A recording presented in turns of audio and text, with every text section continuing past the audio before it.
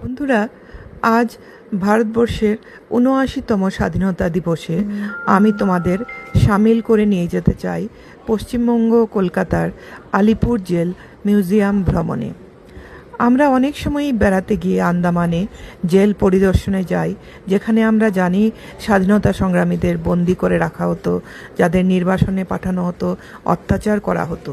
কিন্তু আমাদের এত কাছে কলকাতার মধ্যে যে এই আলিপুর জেলটি, যেখানে স্বাধীনতা সংগ্রামীদের ফাঁসি দেওয়া হতো, বন্দি করে রাখা হতো, নির্যাতনের শিকার করা হতো, সেই কথাটি আমরা অনেকে জানি না, বা জানলেও সেটি যে বর্তমানে একটি মিউজিয়ামে পরিণত হয়েছে যা আমাদের পরিদর্শন করা উচিত, সে কথাটি আমরা জানি না।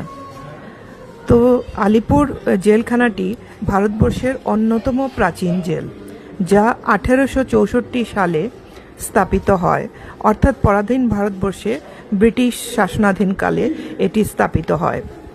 এটি ব্রিটিশ শাসনকালে কুখ্যাত একটি কেন্দ্রীয় জেলে পরিণত হয়, যেখানে কলকাতা তথা সমগ্র ভারতের স্বাধীনতা সংগ্রামীদের বন্দি করে রাখা হতো, ফাঁসি দেওয়া হতো বা নানা রকম নির্যাতনের শিকার করা হতো।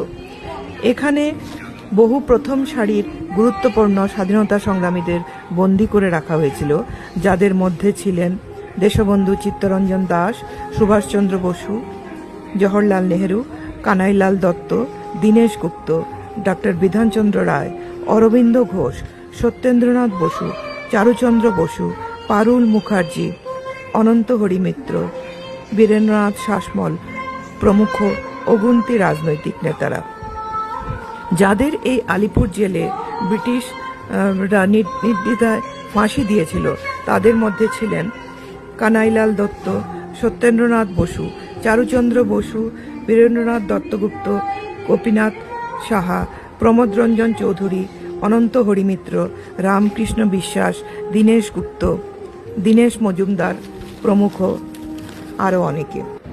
যতদিন পর্যন্ত আধুনিক ফাঁসি মঞ্চের আগমন ঘটেনি, ব্রিটিশরা জেল গ্রাউন্ডে থাকা বেলগাছ, পিপুল গাছ ইত্যাদিকে ফাঁসি কাঠ হিসাবে ব্যবহার করত।